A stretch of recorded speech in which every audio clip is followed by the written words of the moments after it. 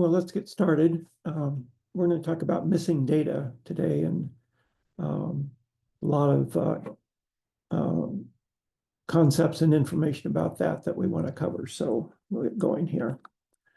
So I'm going to talk about missing values and their effect on research studies. And then we're going to talk about two different concepts related to imputing missing data. We'll talk about single imputation and then about multiple imputation for both continuous and categorical variables. And then finally, we'll end up talking about imputing missing outcomes.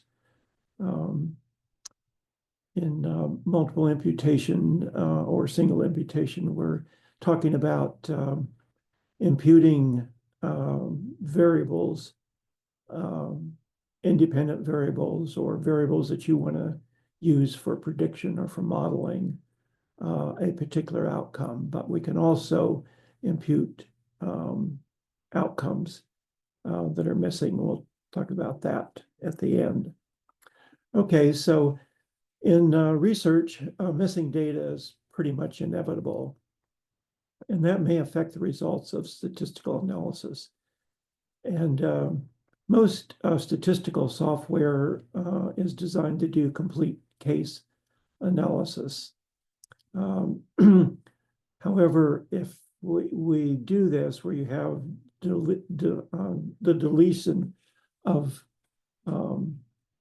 subjects or patients with missing values, that can result in a fairly severe loss of data. And that's particularly true when you're doing longitudinal or repeated measures studies, or when you want to look at multivariable regression. So I'm going to mention this a couple times here, is that we need to be familiar with missing data mechanisms. And so the first one is missing completely at random. And what is meant by this is that missingness, the mechanism for missingness, is not related to the outcome or to any of the covariates in your data set. Missing at random means that missingness is not related to the outcome, but it might be related to one or more of the covariates. And then not missing at random is where missingness is related to the outcome and potentially covariates. And this is referred to as non-ignorable missingness.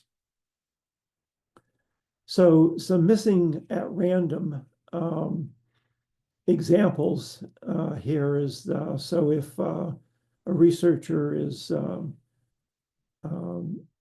doing some laboratory work and has a test tube that he's going to use data, and he accidentally drops that, then that piece of data would be considered missing at random.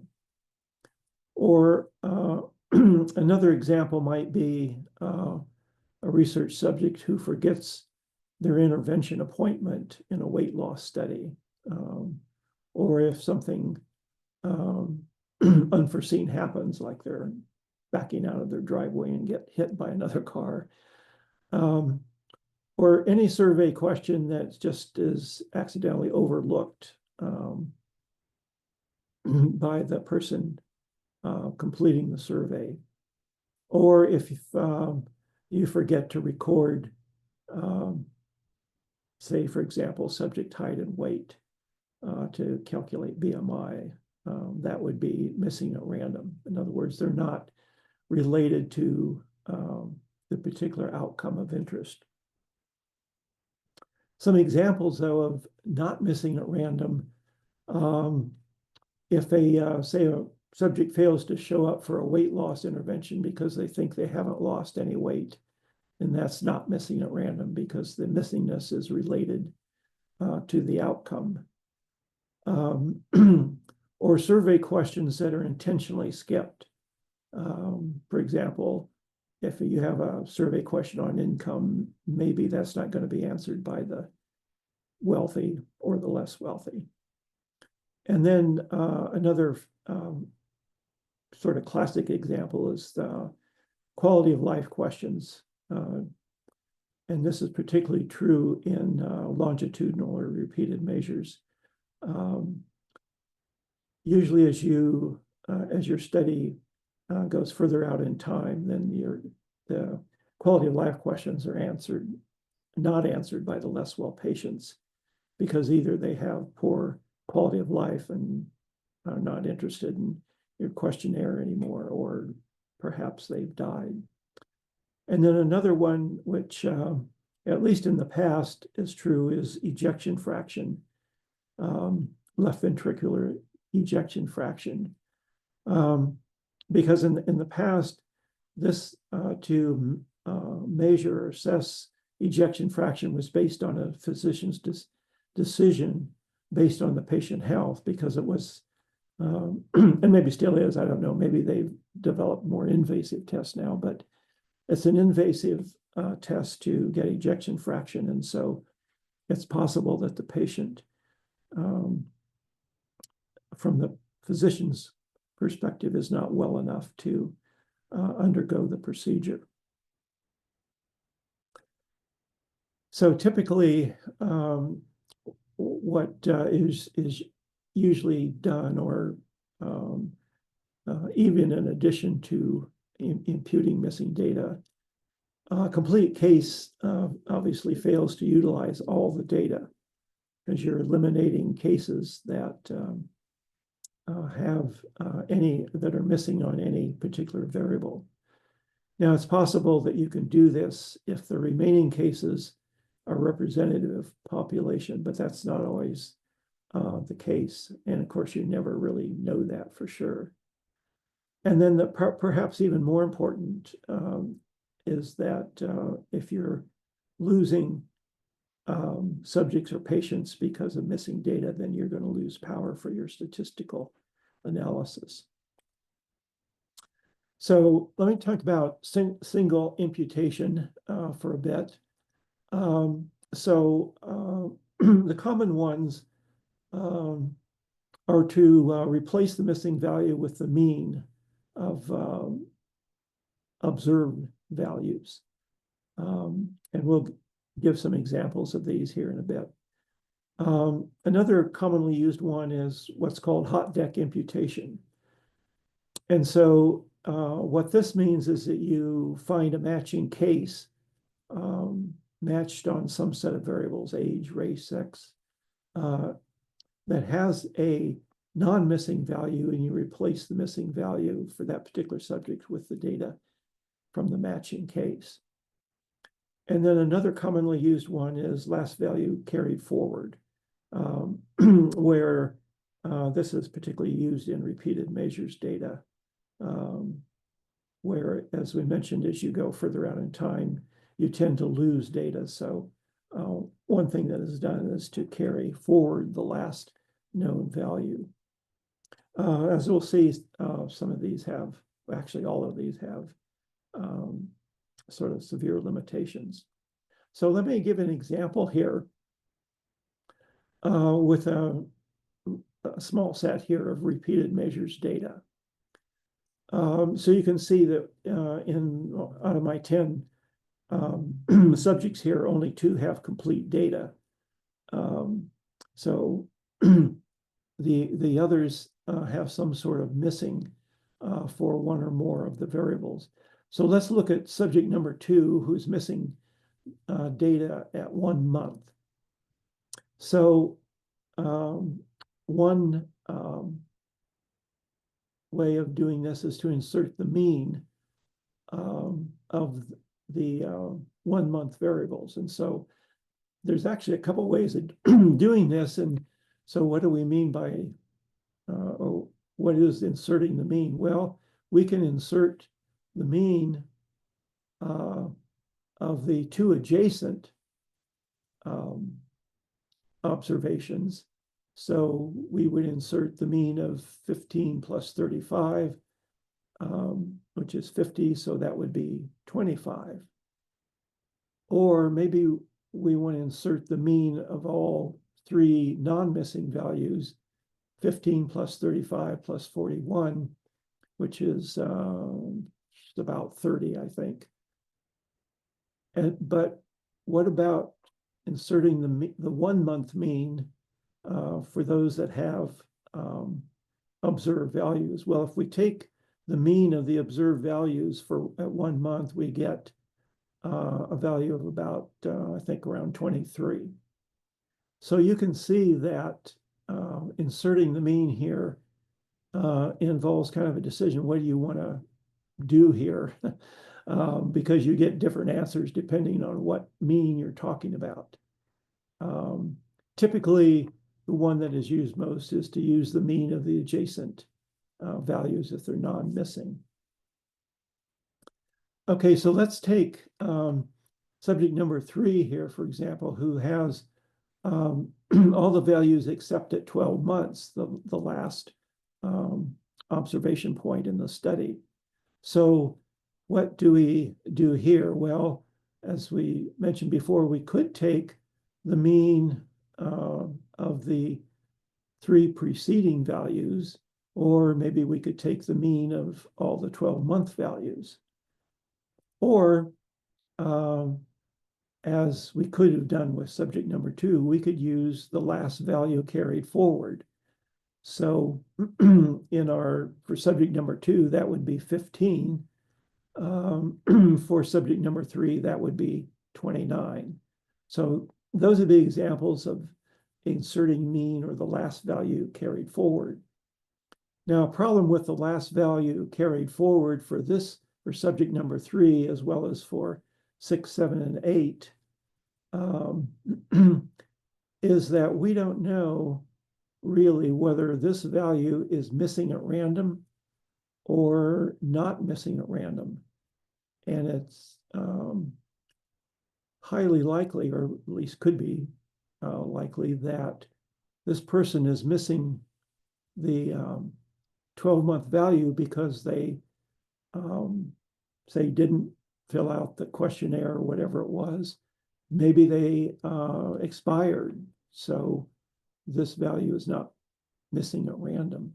So you don't really know in terms of imputing values where there's no more data. And so that would be true like for 6 and 8, or 6 and 7 here. For 6, you don't know if this is missing at random or not. And the same with 7, you don't know if the 1 month would be missing at random or not. So those are some examples in a small data set here of inserting the mean or using the last value carried forward. Okay, so what about hot deck imputation? Well, let's say that we have, in addition to these repeated measures from baseline to 12 months, we have some covariates in our data. And so let's say that we have 6 age, sex, race, BMI, whether or not they have diabetes, and whether or not they're hypertensive.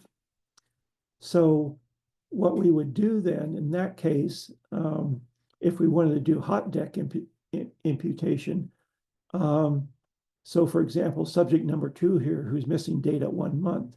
So we would have to find another subject in the data set that has complete data or has a value for 1 month, and then match that on age, sex, race, BMI, diabetes, and hypertension.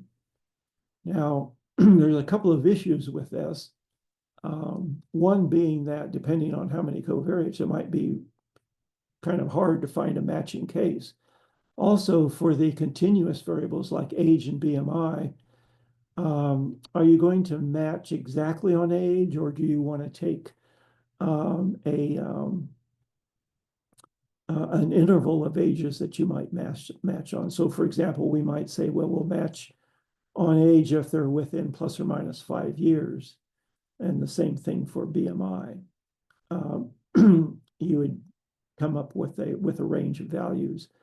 But of course, then that begs the question, so what interval do you want to do? Do you want to do, instead of 5 years, you want to do just 2 years or 1 year? or maybe your data is such that maybe you need to have 10 years here. So that's another issue related to hot deck imputation. The others, sex, race, diabetes, and hypertension are all categorical. Sex and diabetes and hypertension be yes or no. So you'd have to find a match with the same sex, the same race, whether or not they had diabetes and whether or not they were hypertensive. So you see, even with 6 variables here, it might be difficult to find a matching case. Typically, oftentimes what is done is to only match on the demographics, age, sex, and race. So that's an example of hot deck imputation. So let's then talk about multiple imputation. So a couple points here I've already mentioned is that missing data may influence the results of a study. So instead of just doing a complete case, maybe you want to impute the missing data. And we've seen some issues related to single imputation. So now we want to move to the concept of multiple imputation. I'll mention this again at the end, but if say 1% or less of the sample have missing data, then you can probably drop those from the analysis and you'll be okay. Some people might say 5% or less, but 5%, depending on the size of your sample, can be quite a few. So I usually go with the 1% or less. And so what we're going to do is we're going to impute missing values to produce a complete data set. And we'll go through some examples of how that's done. On the other hand, if you have a lot of missing data, say that you're missing, 40, 50% of your sample, then multiple imputation might be questionable, or any kind of imputation might be questionable with so much missing data. So in multiple imputation, what we do is we impute or we fill in missing data, and we do that a number of times. So we're going to generate a number of complete data sets. We'll call that, usually it's referred to as M, complete data sets. Then we're going to analyze each data set separately, and then we're going to combine the results of each analysis to get a estimated overall result.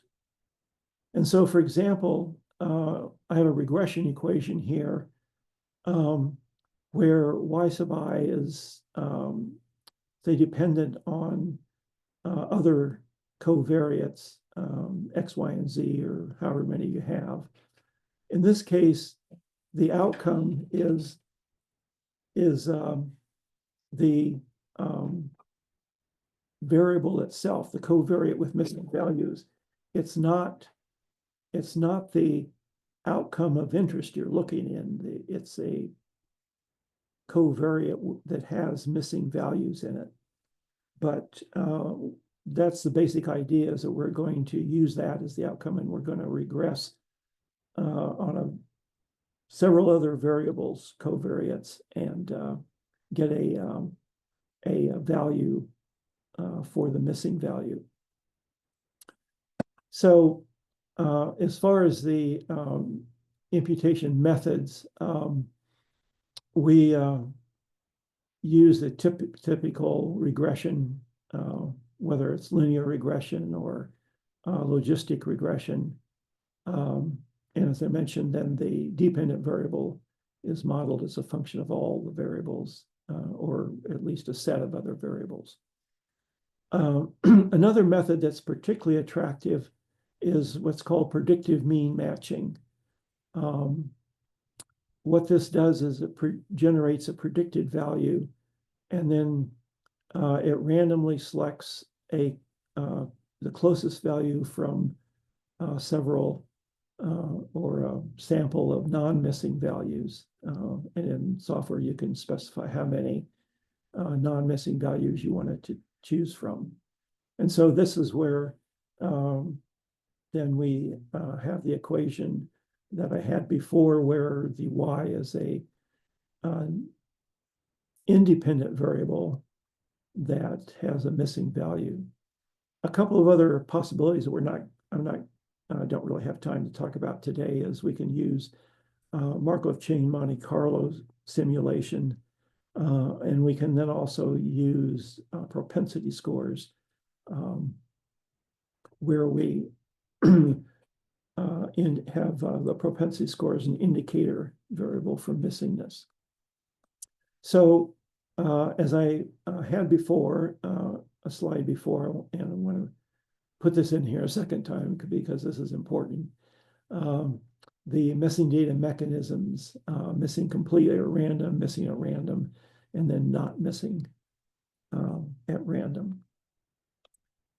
Okay, so the procedure here that we use in multiple imputation is we're going to generate usually 3 to 5 complete data sets. It can be more. 3 to 5 is sort of the recommended.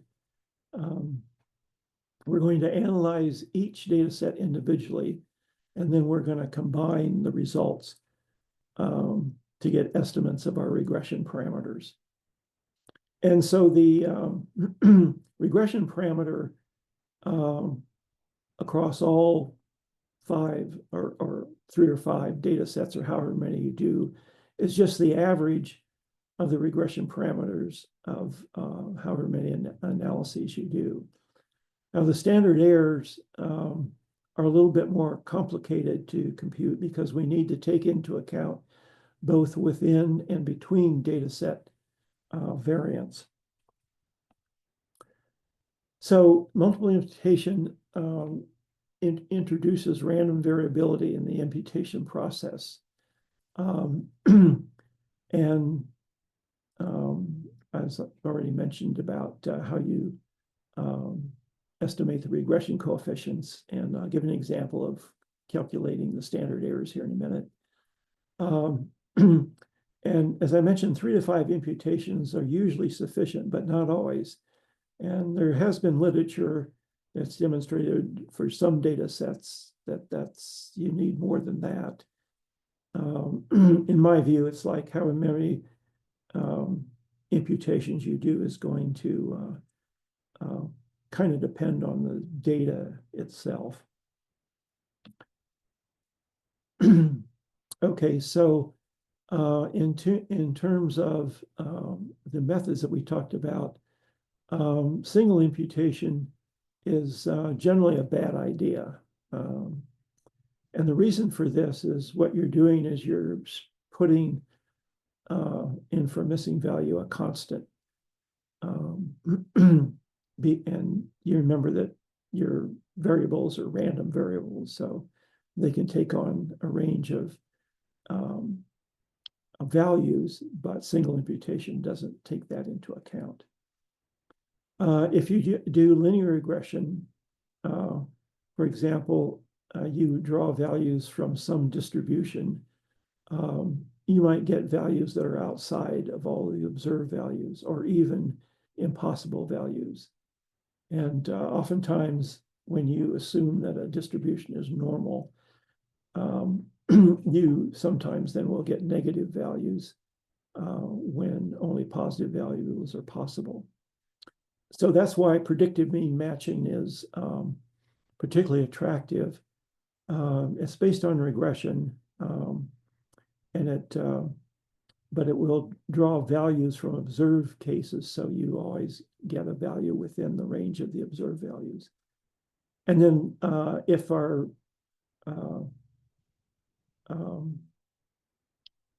variable is dichotomous or is categorical, then we use logistic regression to impute the missing data. So I want to give an example here from our HCMR study, hypertrophic cardiomyopathy registry. And so in this study, we ended up with 2,755 patients.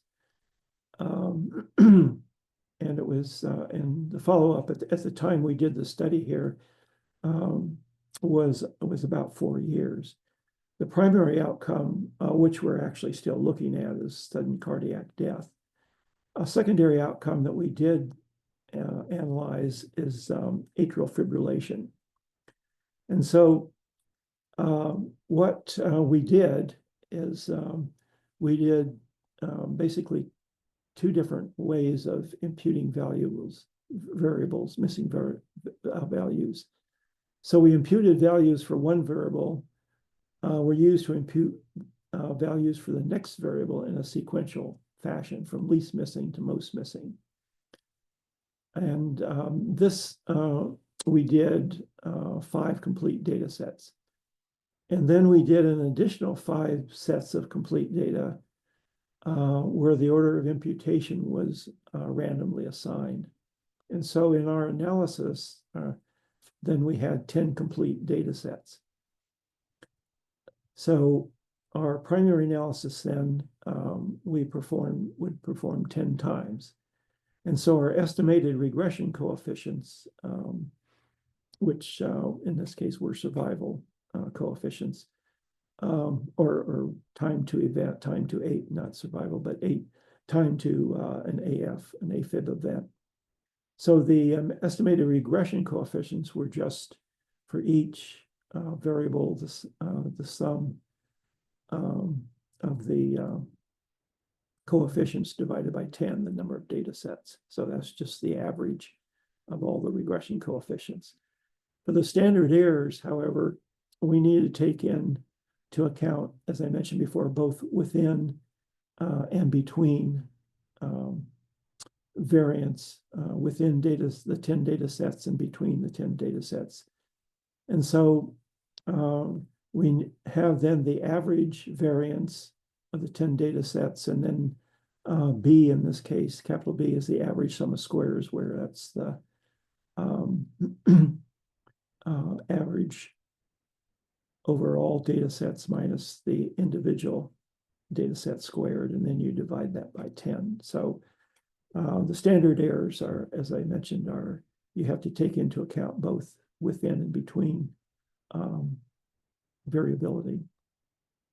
So to give you an example here, we had a lot of variables that we were going to look at. And so this is the percent missing for each variable. And you can see that the demographics, age, sex, and race, there's less than 1% missing.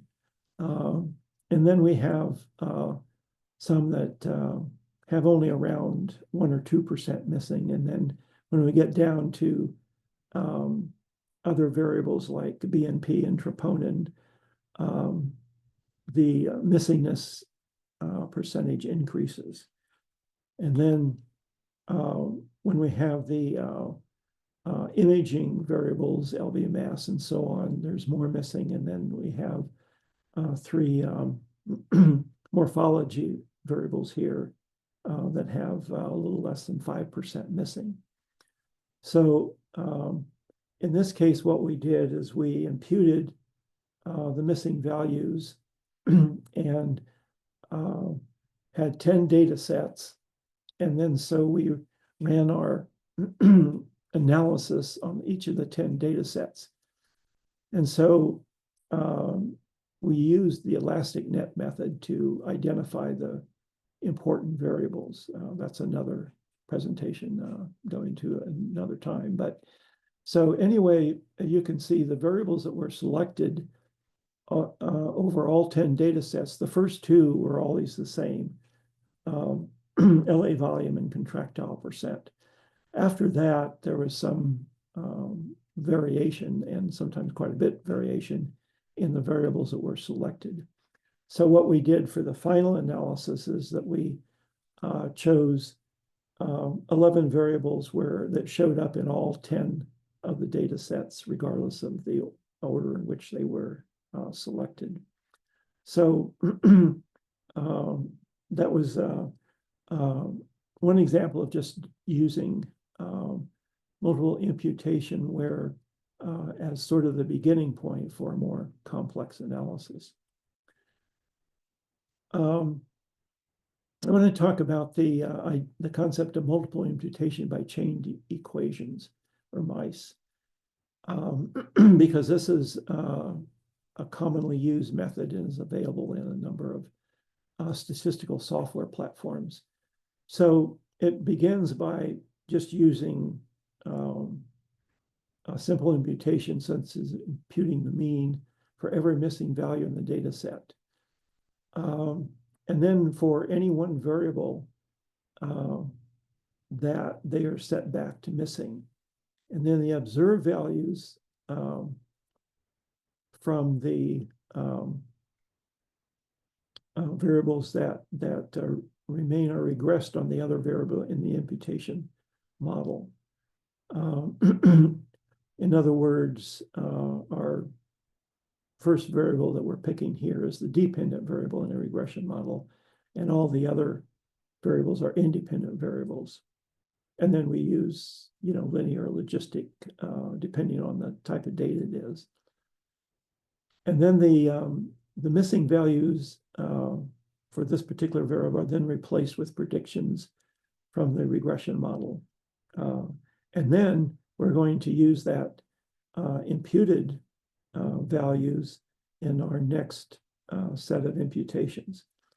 And then so what is done then is we repeat steps 2 through 4 until you've imputed all of the values that are missing in the data set. And then that's one cycle, or that's one complete data set. So then you start all over again for the second imputed data set and the third, or however many you're going to generate. So I want to use an example here of data of how we did this in some adult medicine clinic data, where you can see that age, sex, race, and MSLV, what I forget what that stands for now, have complete data along with weight, but fasting plasma glucose and random plasma glucose and BMI are missing values, and BMI is missing because of missing height values. And I might just add here that in my experience, when you impute missing BMI values, just use the BMI variable, because trying to impute height and weight it can be sort of risky, because you can get all kinds of different combinations of height and weight that give you the same BMI value. And so the rest of the data here, cholesterol and so on, you can see that we have complete data for diastolic and systolic blood pressure. We have a fair amount of missing data for the others, A1C, HDL, and so on. So what we're going to do then in using mice, and I'm doing this in Stata. So you can see that the first 4, their age, sex, race, and MSLV are not missing. But fasting plasma glucose is missing. And so what we're going to do is we're going to regress that on age, sex, race, and so on. But we're also going to use some other variables here that do have missing values. And remember, we would have replaced these with the mean value, for example. And so then we're going to generate a data set where fasting glucose is complete. Then we go to our next one that is missing values, the random glucose. And now, as you can see, we're going to use our complete data of fasting glucose in this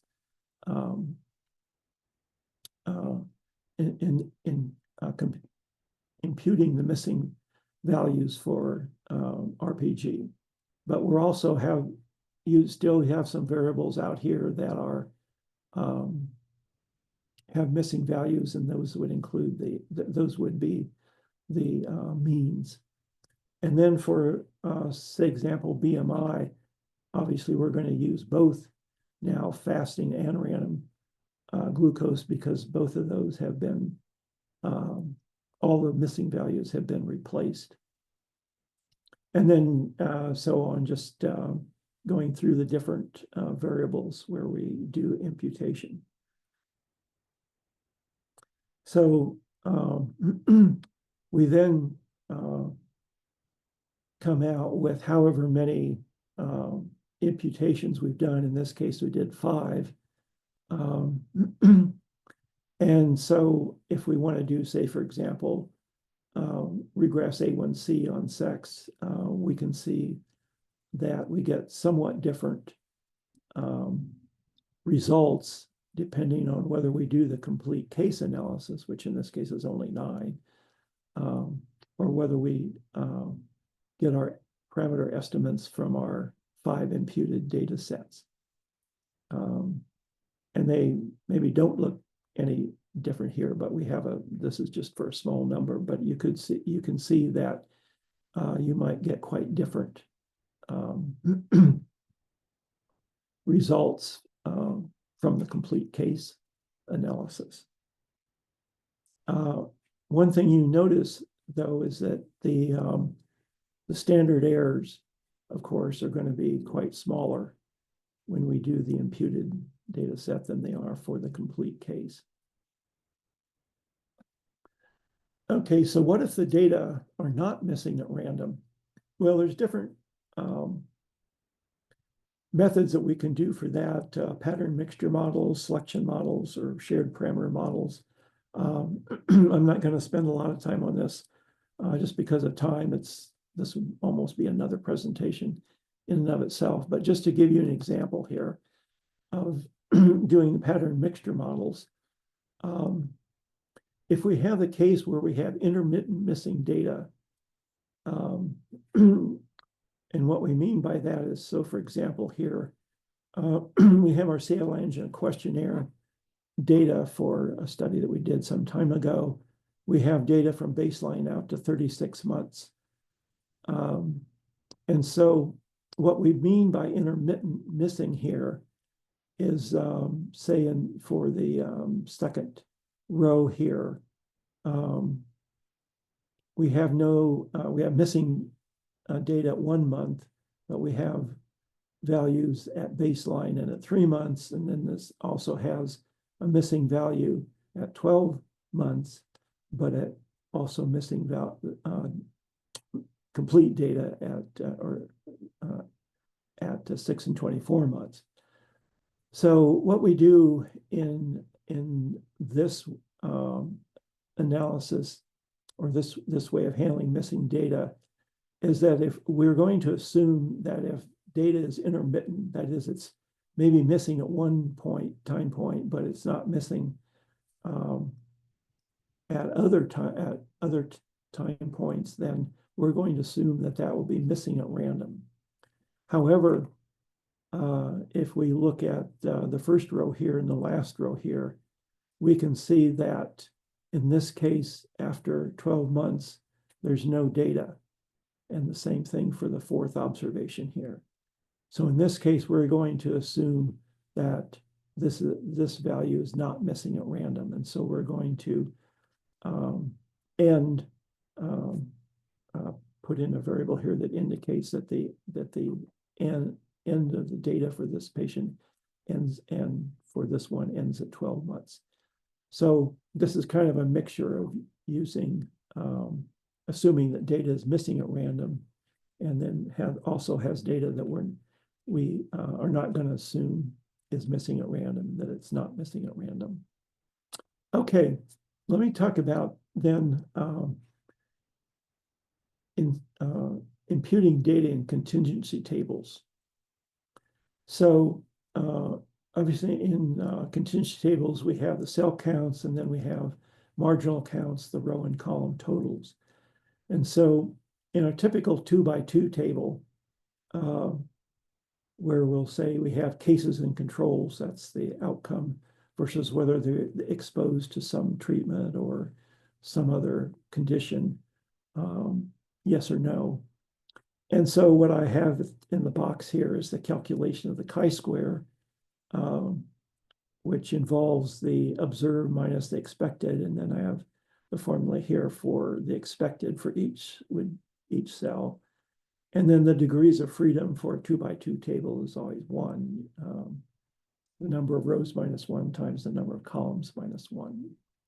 So what if the exposure is not known for some of the outcomes, the cases, or the outcome is not known for some of the exposures? So for example, if we have a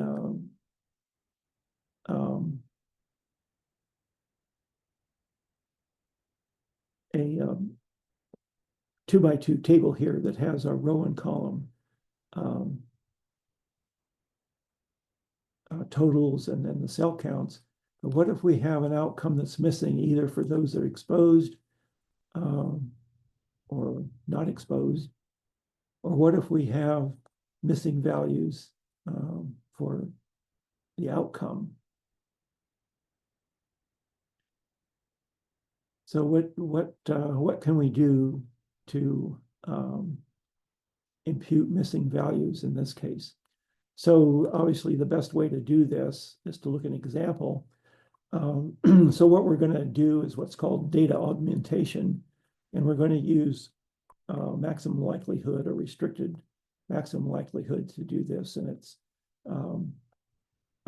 this does an expectation maximization algorithm, which is going through different combinations of the cell and column, the row and column totals, and the possibilities for the cell counts. So a likelihood function is a distribution density function that's evaluated the data. And then the question that we're going to do is ask is how well does the function generate the observed data? And we're going to use the log likelihood to determine how well it generates the observed data. So as I said, the best way to do this is just to use a concrete example here. So let's say that we have valve disease where that's our cases and controls, and then we have whether or not they were exposed to radiotherapy. And so these are observed cell counts and then the row and column totals. And so we have a total of 215 observed observations here. But let's say that radiotherapy is unknown for 70 valve disease patients. In other words, we don't know the outcome for 70. So we actually have a total of 285 patients, but the outcome is unknown for 70 of these. So what we're going to do then is we're going to assume that, well, first of all, we'll just do the chi-square on the observed data, and it turns out that we get a statistically significant difference in valve disease, depending on whether or not they had radiotherapy. And so we're going to use our EM algorithm to include the missing cases, and we're going to revise the expected cell count using the missing cell counts. And so remember that in this example, we have 70 patients who we don't know the outcome.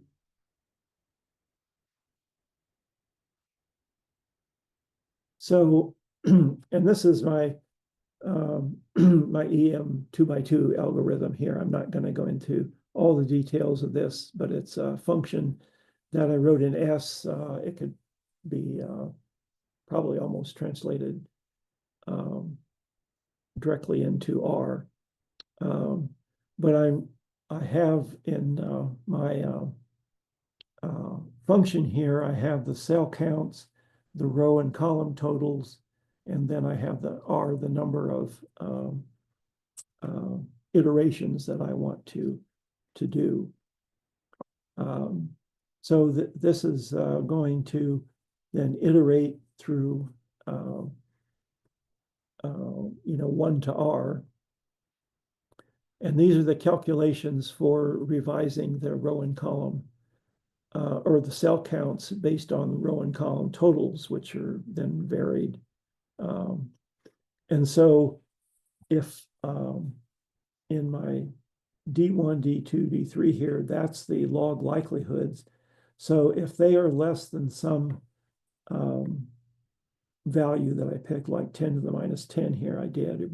Usually it's 10 to the minus 6, or in other words, if they're very close to 0, then I will stop and look at my results.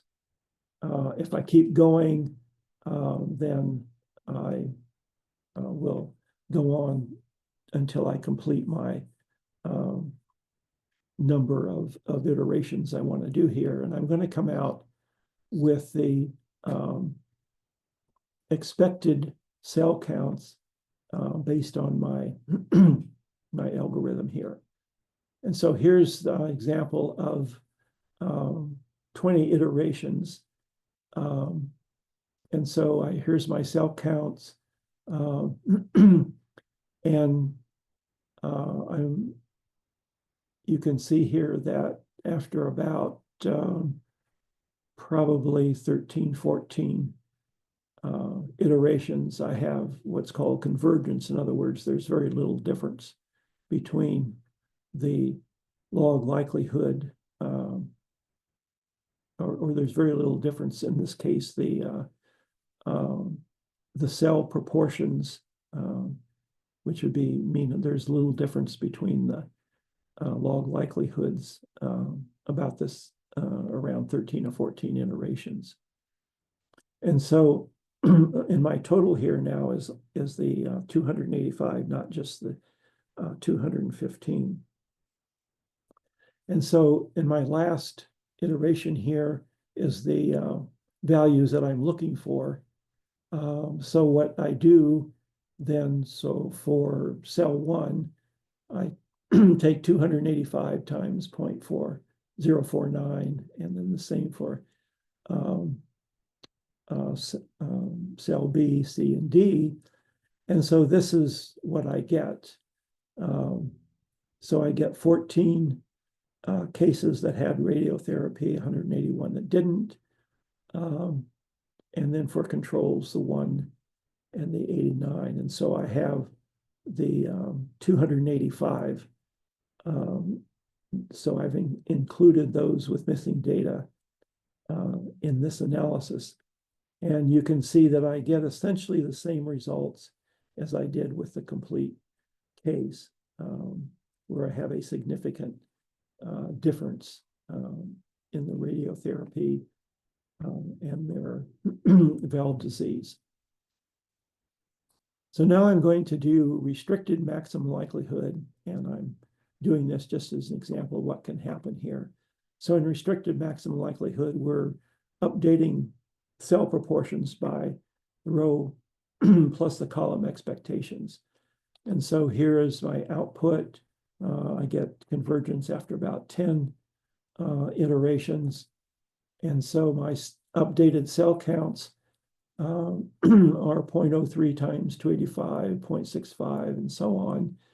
And now you can see that, again, I have now all of them 285, but I get quite different results from the maximum likelihood and the complete case analysis. I now get a non-significant result of radiotherapy and valve disease. So you can see that my proportions here in terms of the cases and controls are pretty similar, and that's why it's not statistically significant. So if I compare, I can compare the maximum likelihood and the restricted maximum likelihood by taking 2 times the difference in log likelihoods. And you can see here that they are statistically different. And so the question then is, which one am I going to use here? In this case, we probably would go with the maximum likelihood because it's closer to the complete case if we can assume that that they're all missing at random. So you can see that you might come up in a situation where you have a difference in results. And so this is the observed results with the 215 non-missing cases, and then the maximum likelihood and the restricted maximum likelihood. And so you see that the maximum likelihood is, in terms of proportions, is closer to the observed data.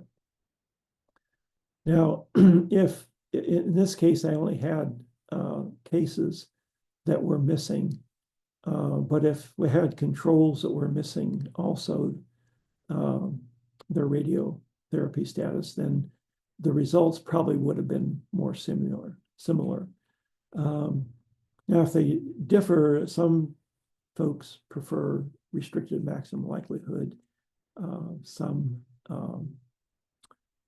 prefer maximum likelihood. So that's, again, kind of a question is which one you want to actually use. So I have another example here, but I'm kind of running out of time, so I'm not going to go through it in any great detail. But this was screening for diabetes with blood donors. And so whether or not they had diabetes was dependent on either a telephone survey or a physician diagnosis, or if they had a physician diagnosis, or if they were on diabetic medications. So it turns out there were 534 usable responses. 102 of these indicated that they were diabetic, the mean age, distribution of sex, and then how many actually had a random glucose value. And so this is the table that we would construct. Here's the results from maximum likelihood and restricted maximum likelihood. And you can see that in this case, they turn out to be fairly similar. And if we look at the diagnostic statistics for the 3 different analyses, we can see that the maximum likelihood and the restricted maximum likelihood come out to be fairly similar. Sensitivity is essentially the same as the complete case, same with specificity. Where they really differ is in the predictive values, that the positive predictive values are much lower when you do the imputed data, and the negative predictive values are much higher than they are for the complete case. Okay, so let me end up here with talking about imputing the event or the outcome data itself. And so what we're going to do as far as data augmentation is we're going to construct what's called counterfactuals. That's just, we're going to construct data that we don't actually have, but is possible dependent upon our iterations through maximum or restricted maximum likelihood.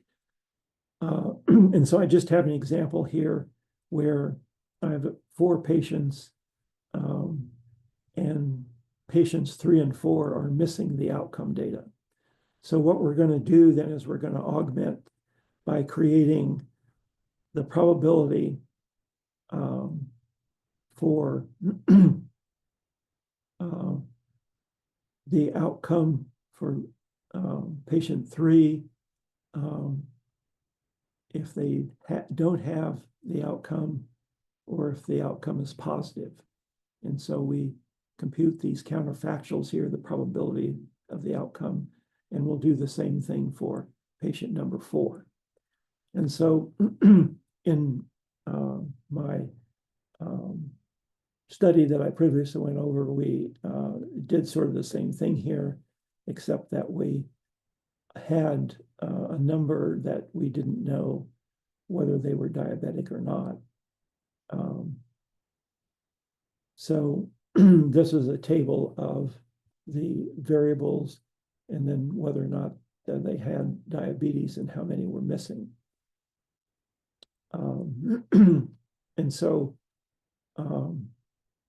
what we're going to do then is augment the data with the possible outcomes. And so if we have the 3 variables here, age, sex, and the random glucose value, then we have 8 different possible outcomes, or 8 patterns for the 3 binary variables. And so we're going to then create a data set that has multiple observations for patients with missing data. And so, for example, here's this first one here is no diabetes. They have age, but not sex or glucose. Here, for number 2, they don't have diabetes. They're missing age. Here for 3, they're missing male. And then, for example, we have patient number 4 here has diabetes, and they have age and male, but not glucose, and so on. So the data set that we construct is going to look like this, where patient number 1 has complete data. So the weight that they get for the possibility of the outcome is 1. Here, patient number 2 has 1 missing variable, and assuming that they don't have diabetes. And then we'd have to do the same here for assuming they had diabetes. Patient number 5 here has 2 missing covariates, and we did this just for if they have, assume they have diabetes. And then this is, last one is where they're missing some combination of covariates. And in this case, when we do this, then all of the weights have to sum to 1. So just W21, 22 sum to 1, then 51 to 54 has to sum to 1, and then 81 to 88 has to sum to 1. So then we do our analysis where we maximize this. And the thing here to note is that in terms of the number of patients, the number of observations now is our augmented data set, not our original data set. And in this case, what the results we get, we see that age is the only statistically significant predictor here of diabetes in this example. Okay, so in doing this augmentation, we weight it by the initial complete case analysis, then the weights are updated until we have conversions. In other words, the difference in the log likelihoods is really small. So let me end up here with some comments. So for one, to start off, we can't be 100% certain that the data are missing or non-missing. So we have to make some educated guesses.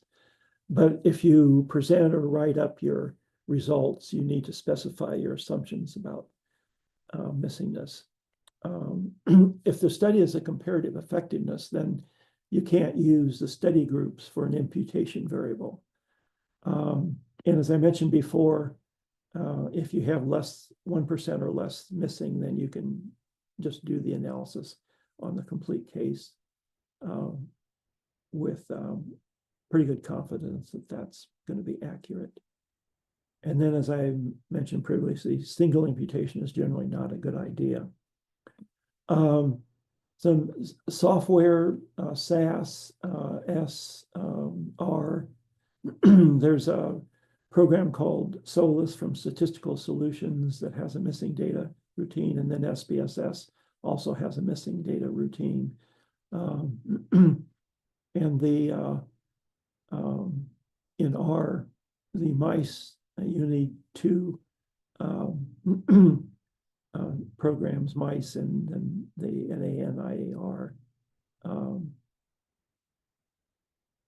And then there's a separate standalone called WinMice that will do multiple imputation by chained equations. I have a number of references here, so I will send the slides to the folks at Georgetown, and they will send these out to those of you who have registered. So I know this was a lot to take in. Doing missing data can be quite a complex, and you have to really kind of pay attention, or I guess maybe the better word is know what you're doing when you do this. So I want to thank you for your time, and I don't know, we're kind of out of time here, so if you have any questions, go ahead and put them in the chat, or if not, you can email me at my MedStar address, and I will respond to any questions you have. Oh, and just one more thing. We will not meet in December, mainly because of all the holidays, and we'll resume again in January.